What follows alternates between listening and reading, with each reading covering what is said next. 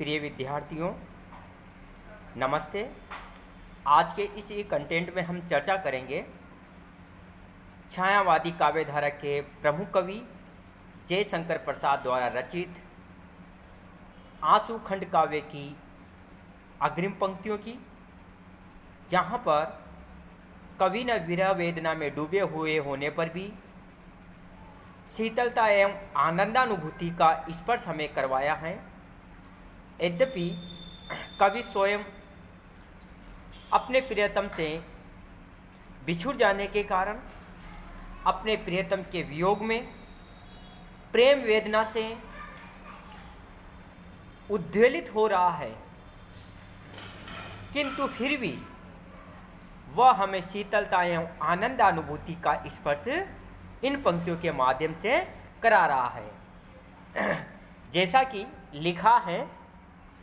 यह पारावार तरल हो, यह पारावार तरल हो, फेनिल हो गरल उगलता, मत डाला किस तृष्णा से तल में बड़वा नल जलता। यह पारावार तरल हो, फेनिल हो गरल उगलता, मत डाला किस तृष्णा से तल में बड़वा नल जलता। निश्वास मले में मिलकर, निश्वास मले में मिलकर छाया पत छू आएगा, अंतिम किरणें बिखरा कर, अंतिम किरणें बिखरा कर हिम कर भी छिप जाएगा। चमकूंगा धूल कणों में, सौरभ हो उड़ जाऊंगा, पाऊंगा कहीं तुम्हें तो ग्रहपथ में टकराऊंगा।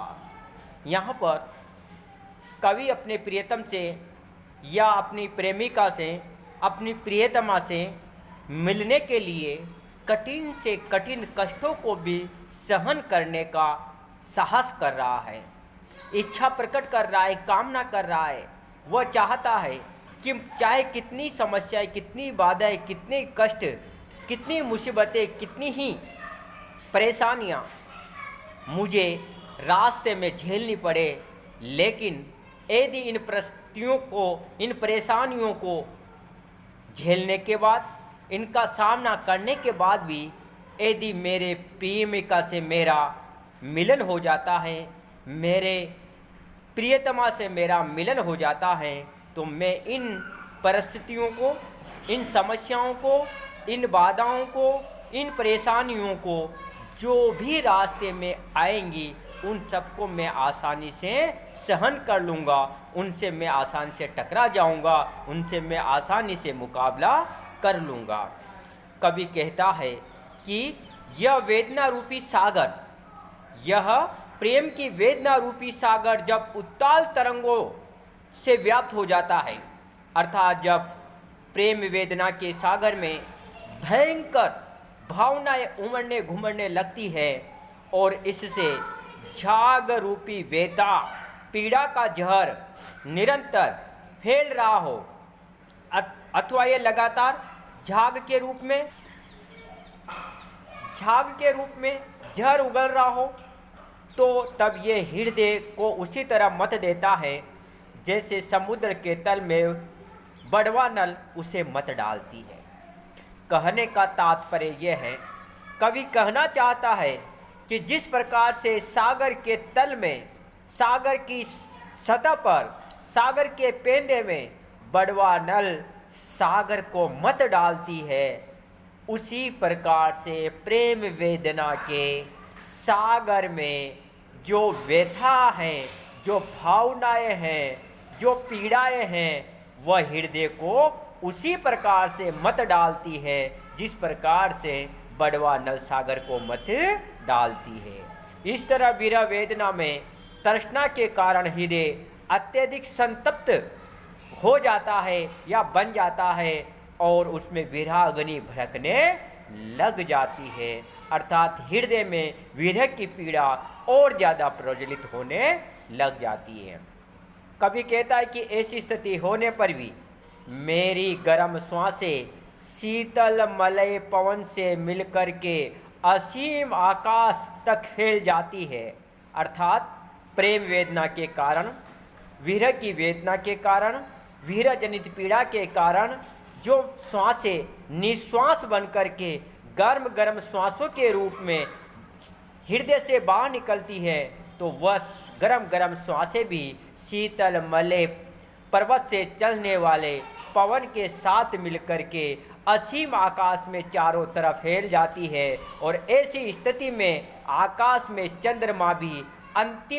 अपनी अंतिम किरणें बिखेर कर अस्त हो जाता है या अस्त हो जाएगा, अर्थात अतिशय वेदना से उत्तप्त श्वासों का जब प्रसार बढ़ जाएगा, जिससे चंद्रमा भी सहसा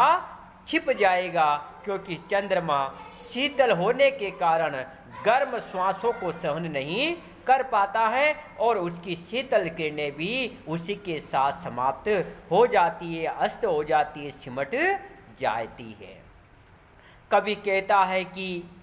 चमकूंगा धूल कणों में, सौरभ हो उड़ जाऊंगा, पाऊंगा कहीं तुम्हें तो ग्रहपथ में टकराऊंगा। कवि कहता है कि वीर वेदना के उत्ताप से मैं धूल कणों में चमकने लगूंगा, चमकूंगा धूल कणों में, सौरभ हो उड़ जाऊंगा और मकरंद बन करके, परागकण बन करके हवा के साथ उड़ जाऊंगा और यदि उड़ करके अपने प्रियतम को यदि कहीं पर पा सकूंगा, अर्थात उससे मिल सकूंगा, उसका स्पर्श कर सकूंगा, मेरे मिलन की वह स्थिति यदि आ जाएगी, तो उस मिलन की स्थिति के आने के लिए मैं ग्रहपथ में टकराऊंगा, तो कठिन से कठिन अवरोधों से भी टकरा जाऊंगा। इस तरह प्रियतम से मिलन की आशा में मैं समस्त कष्टों को, समस्त बाधाओं को भी सहन कर लूँगा। कहने का तात्पर्य यह है कि कवि अपने प्रियतम से मिलने के लिए, अपनी प्रेमिका से मिलने के लिए मार्ग की हर समस्या को, हर कष्ट को, हर बाधा को सहन करने के लिए तैयार है। बस उसकी एक ही अंतर कामना है, एक ही मनह इच्छा है, और वह यह है कि वह